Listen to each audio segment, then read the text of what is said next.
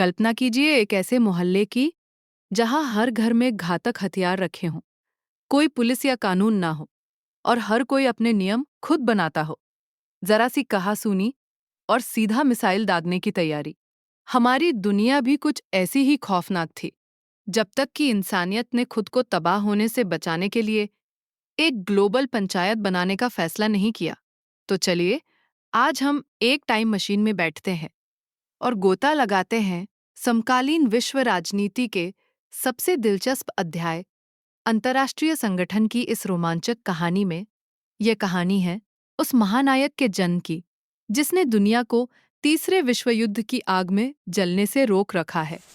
हमारी कहानी की शुरुआत 20वीं सदी के उस काले दौर से होती है जब दुनिया ने पहले विश्व युद्ध का खौफनाक तांडव देखा था। तब इंसानियत को पहली बार लगा कि झगड़ों को सुलझाने के लिए कोई मंच होना चाहिए। नतीजा निकला लीग ऑफ नेशंस का जन्म। लेकिन ये कोशिश नाकाम रही और दुनिया दूसरे विश्व युद्ध की आग में झुलस गई। इस बार तबाही पहले से कहीं ज्यादा खौफनाक थी। हिरोशिमा और नागासाकी की चीखें पूरी दुनिया को डरा रही थी। तभी दुनिया के कुछ समझदार देशों ने तय किया कि अब और तबाही बर्दाश्त नहीं की जा सकती। इसी सोच के साथ 24 अक्टूबर 1945 को संयुक्त राष्ट्र संघ नाम के एक नए रक्षक की स्थापना हुई। अपना भारत भी कुछ ही दिनों बाद 30 अक्टूबर 1945 को इस परिवार का अहम हिस्सा बन गया। अब सवाल ये था कि इस संगठन की असल जरूरत क्या है। संयुक्त राष्ट्र के दूसरे महासचिव डेग हैमरशोल्ड ने इसका जवाब बहुत ही शानदार तरीके से दिया था। उन्होंने कहा था कि इस संगठन का काम इंसानियत को स्वर्ग पहुंचाना नहीं, बल्कि उसे नरक से बचाना है। और सच भी यही है। युद्ध के मैदान में एक दूसरे का सिर कलम करने से कहीं बेहतर है कि नेता एक कमरे में बैठें और जुबान लड़ाएं। इस पूरी दुनिया को चलाने के लिए इस पंचायत ने अपना एक गजब का सिस्टम बनाया है। इसका सबसे आम मंच है आम सभा, जहां 193 देश बैठते हैं। ये दुनिया की एक ऐसी संसद है जहां अमीर हो या गरीब, हर देश के पास एक वोट की ताकत है। लेकिन असली पावर गेम और फैसले सुरक्षा परिषद के बंद कमरों में लिए जाते हैं। ये इस संगठन का वीआईपी लाउंज है। इसमें कुल 15 कुर्सियां हैं। 10 कुर्सियां तो मेहमानों यानी अस्थायी सदस्यों के लिए है, जो हर 2 साल में बदल जाते हैं। लेकिन 5 कुर्सियों पर दुनिया के असली बॉस हमेशा के लिए जमे बैठे हैं। अमेरिका, रूस, ब्रिटेन, फ्रांस और चीन। इन पांचों के पास एक जादुई और बेहद ताकतवर छड़ी है, जिसे वीटो पावर कहते हैं। अगर दुनिया के सारे देश किसी बात पर राजी हो जाएं, लेकिन इनमें से किसी एक ने भी वीटो कर दिया, तो वो फैसला वहीं दम तोड़ देता है।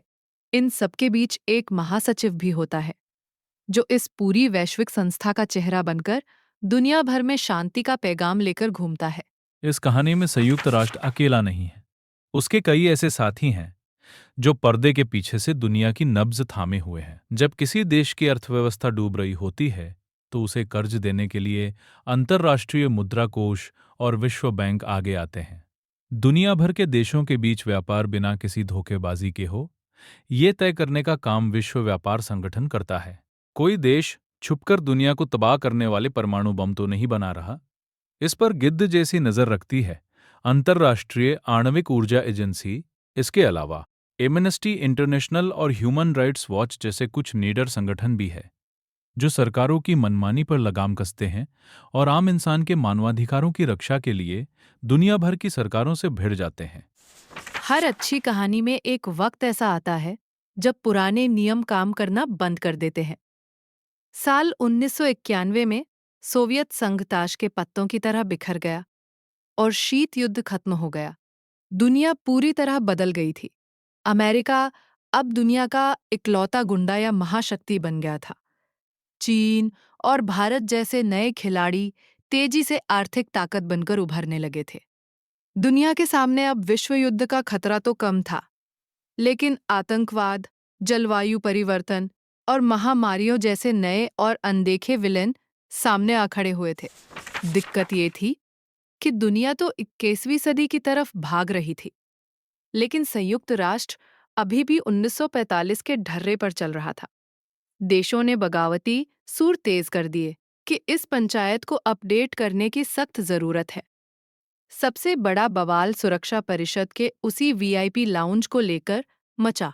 लोगों ने कहा कि आज की दुनिया का सही प्रतिनिधित्व करने के लिए इसमें नए स्थायी सदस्य जोड़े जाएं।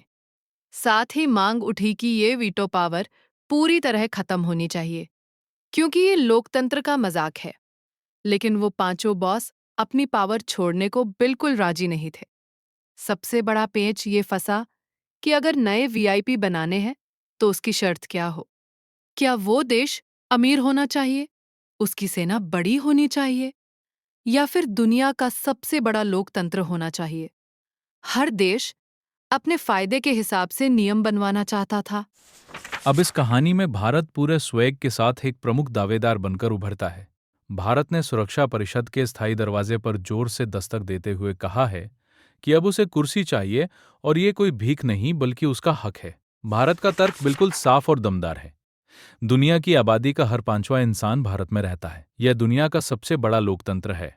इसकी अर्थव्यवस्था रॉकेट की तरह उड़ान भर रही है, और जब भी संयुक्त राष्ट्र को दुनिया में कहीं भी शांति बहाल करने के लिए सैनिकों की जरूरत पड़ी है, भारत ने सबसे आगे बढ़कर अपना खून पसीना एक किया है।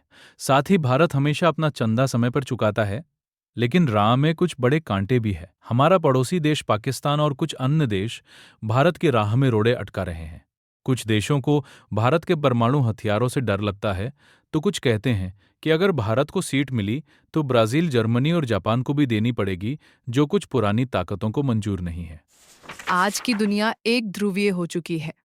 अमेरिका का रुतबा इतना विशाल है कि वो जब चाहे संयुक्त राष्ट्र को दरकिनार करके अपनी मनमानी कर सकता है। ऐसे में कहानी के अंत में सबसे बड़ा सस्पेंस ये है कि क्या ये ग्लोबल पंचायत अमेरिका पर लगाम लगा सकती है। सच्चाई थोड़ी कड़वी है। अमेरिका इस संगठन को सबसे ज्यादा पैसा देता है। संयुक्त राष्ट्र का हेडक्वार्टर न्यूयॉर्क, अमेरिका की ही जमीन पर है। वहां के नौकरशाहों पर उसका प्रभाव है, और उसके पास वीटो पावर के साथ दुनिया की सबसे खतरनाक सेना है। इसलिए उसे सीधे तौर पर रोकना लगभग नामुमकिन है। लेकिन कहानी यहाँ खत्म नहीं होती। संयुक्त राष्ट्र वो इकलौता मंच है जहां बाकी 190 देश एक साथ आकर अमेरिका से आंख मिलाकर बात कर सकते हैं, उसकी गलत नीतियों के पूरी दुनिया के सामने आलोचना कर सकते हैं और उस पर नैतिक दबाव बना सकते हैं।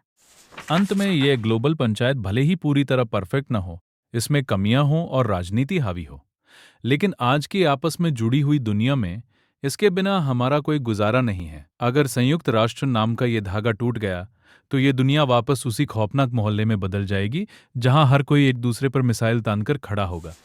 अब इस रोमांचक सफर के बाद परीक्षा के नजरिए से पिछले वर्षों के कुछ बेहद महत्वपूर्ण सवालों पर भी गौर करते हैं। पहला सवाल, संयुक्त राष्ट्र संघ को आज के विश्व में एक अपरिहार्य या जरूरी संगठन क्यों माना जाता है? इसका जवाब ये है कि संयुक्त राष्ट्र संघ के बिना आज की दुनिया की कल्पना करना भी भयानक है। इसके चार मुख्य कारण हैं। पहला, ये शांति और सुरक्षा बनाए रखता है, युद्धों को रोकता है और बातचीत का मंच देता है, जिससे छोटे टकराव तीसरे विश्व युद्ध में नहीं बदल पाते। जिससे छोटे टकराव तीसरे विश्व युद्ध में नहीं बदल पाते जिससे छोटे टकराव तीसरे विश्व युद्ध में दूसरा, आतंकवाद, ग्लोबल वार्मिंग और महामारियों जैसी वैश्विक समस्याओं का सामना कोई अकेला देश नहीं कर सकता। इसके लिए ये सभी देशों को एकजुट करता है। तीसरा, इसके अलग अलग अंग जैसे WHO, यूनिसेफ और विश्व बैंक दुनिया भर में गरीबी मिटाने, स्वास्थ्य, शिक्षा और मानवाधिकारों की रक्षा के लिए बेहतरीन काम कर रहे हैं। और चौथा, ये एक ऐसा ढांचा देता है जिससे दुनिया में नियम और कानून का पालन सुनिश्चित होता है। दूसरा सवाल, वीटो पावर क्या है और इसे समाप्त करने की मांग क्यों की जा रही है? वीटो पावर सुरक्षा परिषद के 5 स्थायी सदस्यों यानी अमेरिका, रूस, ब्रिटेन, फ्रांस और चीन को मिली एक विशेष और ताकतवर शक्ति है। इसका मतलब है कि अगर कोई प्रस्ताव लाया जाए और इन पांचों में से एक भी देश असहमत होकर वीटो कर दे तो प्रस्ताव वहीं रद्द हो जाता है। इसे खत्म करने की मांग इसलिए हो रही है क्योंकि ये व्यवस्था पूरी तरह से अलोकतांत्रिक है और 5 देशों को बाकी दुनिया के ऊपर रखती है। अक्सर ये देश विश्व शांति के बजाय अपने निजी स्वार्थों या अपने मित्र देशों को बचाने के लिए इसका गलत इस्तेमाल करते हैं, और ये संप्रभु राष्ट्रों के बीच बराबरी के सिद्धांत के सख्त खिलाफ है। तीसरा सवाल, संयुक्त राष्ट्र सुरक्षा परिषद की स्थायी सदस्यता के लिए भारत के दावे के पक्ष में 4 मजबूत तर्क दीजिए। इसका जवाब बहुत स्पष्ट है। पहला तर्क, भारत दुनिया का सबसे अधिक आबादी वाला देश है, जहां विश्व की लगभग 5वीं आबादी बसती है, और यह सबसे बड़ा सफल लोकतंत्र है। दूसरा तर्क, भारत ने संयुक्त राष्ट्र के शांति स्थापना अभियानों में दुनिया में सबसे ज्यादा सैनिक भेजे हैं।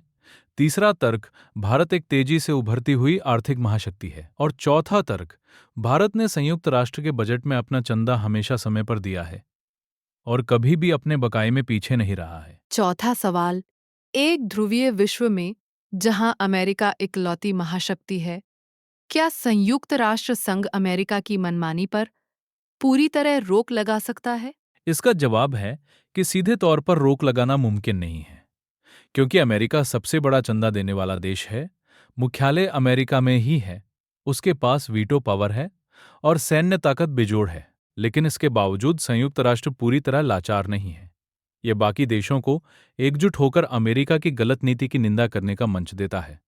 यह अमेरिका और बाकी दुनिया के बीच संवाद कायम करके बीच का रास्ता निकालने और उस पर नैतिक दबाव बनाने में मदद जरूर करता है। तो दोस्तों, वीडियो पसंद आई हो तो इस वीडियो को लाइक कीजिए। इस स्लाइड की पीडीएफ पाने के लिए हमारे टेलीग्राम को ज्वाइन कीजिए। अगर आपको कुछ पूछना हो तो नीचे कमेंट कीजिए और इस चैनल को सब्सक्राइब कर लीजिए, क्योंकि आपके सभी सब्जेक्ट के सभी चैप्टर्स की वीडियो आगे आने वाली है, जो आपके एग्जाम के लिए बहुत महत्वपूर्ण रहेगा।